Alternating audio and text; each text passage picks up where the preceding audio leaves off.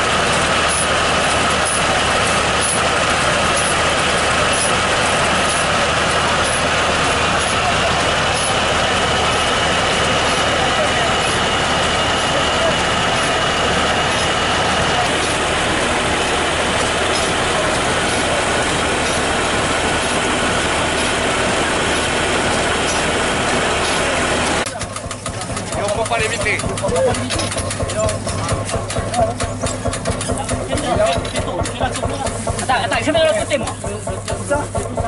Oui, le routier. C'est pas le ventilateur qui est bloqué là? Non, non. Ouais. C'est lui, c'est le boulet. Allez, vas-y encore. Ah, vas-y. Je vais mettre à la fois. Voilà, pour casser. Ah, c'est bon, c'est bon. C'est bon.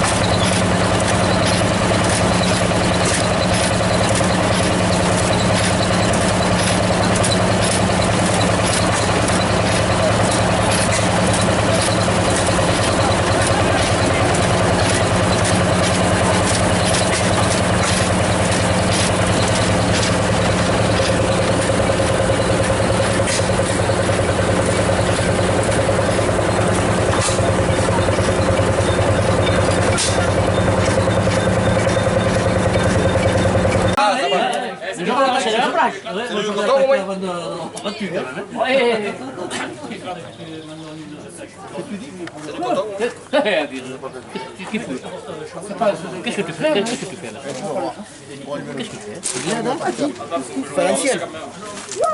Non, sur cela, quand même, normalement, c'était pas nécessaire. Hein. Je sais pas ce que tu fais.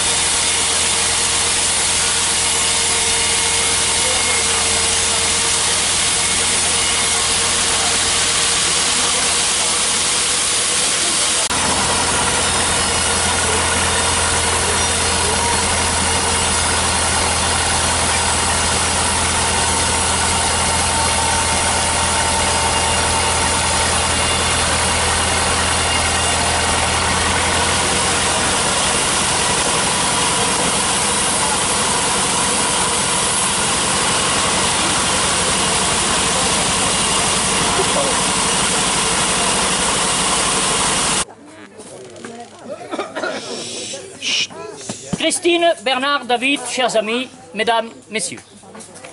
Nous voici réunis pour la deuxième année consécutive sur votre site charmant que vous avez façonné de vos mains, année après année, qui accueille aujourd'hui encore votre fête de la moisson. Tout naturellement, nous nous prenons à penser que ceci est désormais institué de manière pérenne. C'est là l'occasion de lier connaissance avec des personnes sympathiques que l'on n'aurait certainement jamais rencontrées. De voir aussi s'enrichir votre collection de tracteurs et machines agricoles anciens, autres équipements de ferme, moteurs fixes, etc. Et qui, après des décennies de travail, ont pris place sur ce lieu pour ce que l'on peut appeler une retraite méritée, tellement ils ont rendu de service à leurs utilisateurs, pour lesquels cela avait représenté un investissement lourd. Mais en même temps, tous ces matériels ont amélioré la productivité et diminué considérablement la pénibilité des tâches principales des exploitations. Voilà un an, la batteuse avait l'honneur de la première. Cette année, c'est au tour d'un banc de scie de retrouver une deuxième vie. À noter que le bois d'œuvre a occupé une place incontournable sur les exploitations, tant pour l'amélioration de l'habitat que pour les aménagements et constructions des bâtiments de ferme. La matière première, souvent disponible sur la propriété, arrangeait bien les choses et était ainsi bien valorisée. On peut regretter que ceci ait perdu beaucoup de son intérêt aujourd'hui. Dommage. Pour information, plusieurs revues spécialisées sont régulièrement publiées dans le domaine du patrimoine agricole, rendant compte de manifestations publiques montrant au travail quelques-unes de ces machines, principalement l'été, dans tout l'Hexagone. Parmi tous ces articles est évoquée la place des constructeurs, dont beaucoup ont disparu ou fusionné, des principaux fondateurs de ces entreprises modestes à leur début, mais en pionniers visionnaires sont devenus des industriels, construisant des usines, occupant des centaines, voire des milliers d'emplois. Ces grandes marques avaient ouvert alors l'ère nouvelle de la modernisation de l'agriculture. Que de chemin parcouru en un peu plus d'un siècle. Depuis ces inventeurs qui n'avaient pas de base puisque tout était à créer, mais de l'intuition et parfois même du génie, car aujourd'hui les principes généraux sont restés, bien sûr sans cesse améliorés par des progrès techniques, permettant plus de capacité de travail et de confort d'utilisation. Il a bien fallu tous ces moyens mis en œuvre et progrès réalisés pour éloigner le mal récurrent jusqu'à la fin du XIXe siècle que représentait la famine. Encore que ce problème est loin d'être complètement résolu sur toute la planète.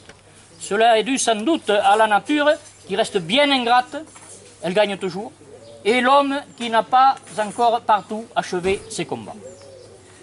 Pour toutes ces évocations, il faut être porté par une dose de passion, comme nos hôtes de ce jour, par exemple, effectuant un travail d'historien, c'est-à-dire rassembler des objets du passé, puis leur redonnant une deuxième vie, les sauvant d'abord de la destruction et de l'oubli, en leur offrant la possibilité de fonctionner à nouveau, en les présentant publiquement, soit dans leur jus d'origine le plus souvent, ou alors après une restauration soignée, retrouvant ainsi la superbe de l'état du neuf. Mais dans ce cas, il ne faut pas compter ses heures ni ménager sa peine, surtout si l'état dans lequel le matériel a été récupéré est proche de l'épave ou incomplet, et cela arrive, ce n'est pas si rare. Il est alors nécessaire de rechercher de la pièce de récupération, s'adresser à des artisans en mesure de refabriquer des pièces, ou encore des fournisseurs spécialisés dans ce domaine, il en existe désormais, répartis en toute région. Toutefois, une passion, si noble soit-elle, ne doit pas tout nous prendre. Cela serait vite apparenté à du vice, débouchant sur la dépendance.